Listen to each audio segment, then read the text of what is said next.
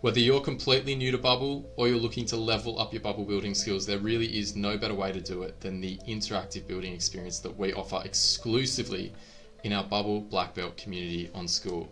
As you can see here in one of my own apps, I'm being told exactly where to go, what to click, what to type, and we're being taken through a lesson, in this case, on custom states. This is the first part of, I think there's 13 or 14 parts within this custom states course.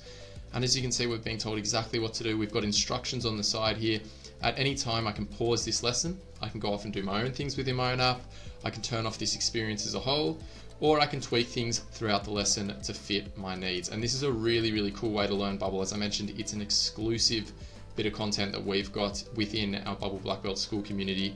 And in this community, we have got so many different lessons. We've got courses, we've got quick solutions. It might be a UX or UI component that you want to change or update.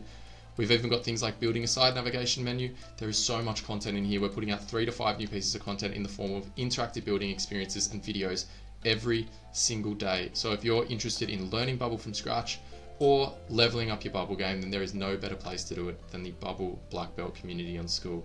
And these interactive building experiences, you can even learn them at your own pace, as I am here, where you can go through and you can just see screenshots for everything you're meant to do.